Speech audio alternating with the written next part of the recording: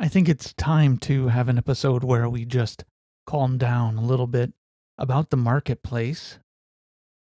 Earlier today, I was talking to someone about how to get back into the market, even though the market's so difficult right now, is what he said, or roughly about that. So I think today, what I'll talk to you about is how to rightly think about the market and use it to your advantage. Welcome to How to Switch to a Tech Career in Your 30s and 40s. It's the podcast where we love to get excited and down to brass tacks, talking about the real things that help you move the needle when you switch from any other career into a high-tech or IT career. And this is where we're going to discuss the real hints, tips, tricks, and the methods and the protocol that help you switch into a real tech career. So welcome. Well, as you know, we had a pandemic. During the pandemic, a lot of boot camps for tech jobs basically framed up their shops, and they started to reach out to people maybe like you and to me, saying that you could get into a tech job if you did the boot camp. There were a few people that I helped during the pandemic, and I would say that's 2020, mid 2020, all the way through, I'd say 2023 or 2022, end of 2022 ish. But there were a few people that I talked to during that time who said that they had been through a boot camp and they had not gotten what they were promised. Now, I know there are some people who, if you aren't promised something but you hope and the hope isn't fulfilled, that may seem like you're not getting what you were promised. But these experiences were from people who were promised an internship or placement, and because of the amount of money they put in, they did not get that, and so that's a really, really tough promise to be broken. Just today, I was talking to a colleague who is trying to level up in tech, and he also said that a boot camp at a high cost was unfulfilling and did not complete his expectations. The reality is that no boot camp can get you into a tech job. It really takes a lot of work on your own part, and it takes some discipline, persistence, work on your presentation, increasing your performance, upskilling, they might call it. And then being able to, in that presentation especially, being able to frame yourself in a way that makes you pop as the perfect candidate above all others, especially those just getting out of college. And of course, that is something I help people with. And along the way, I am able to find some success with people. And so I'm honored to do that. But let me calm you down a little bit about the market. I want to tell you that regardless of the market, it's a good time to look for a position in tech. Let me give you some reasons. The number one reason is because you probably need it. If you need something, you should go try to get it. You shouldn't stop. You shouldn't quit.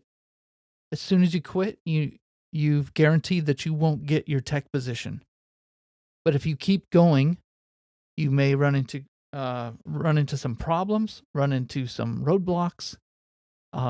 You might, like Mario, jump into a ditch or go down a pipe that you can't get back up. And but that's part of the process. But as soon as you quit, you're done. You have given up and you really can't get back into it. It's going to take a lot of momentum.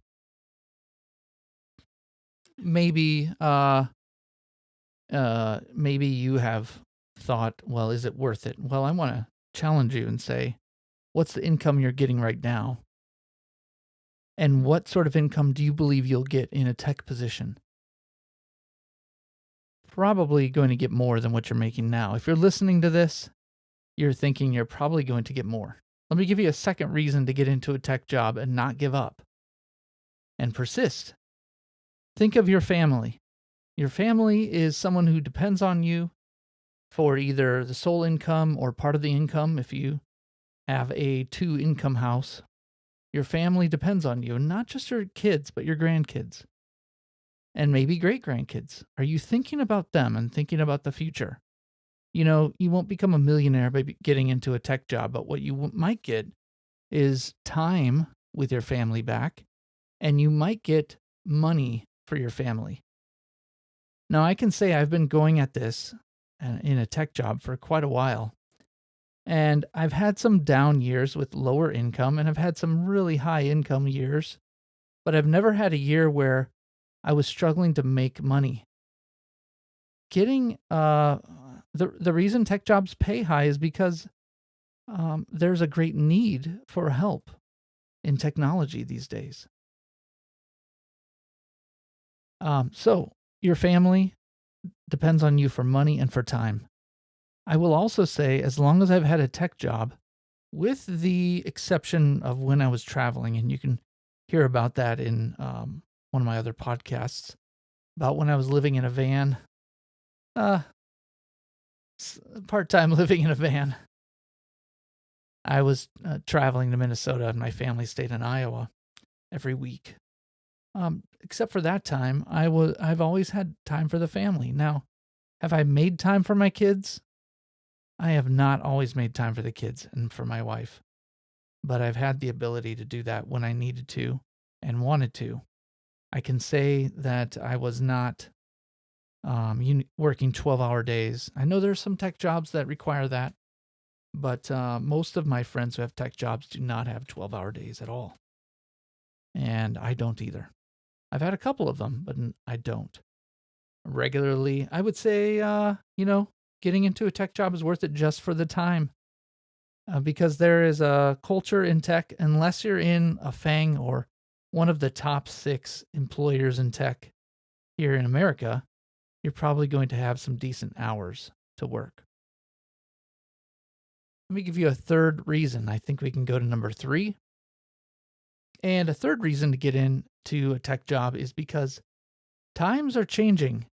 Now, you might say the market is bad.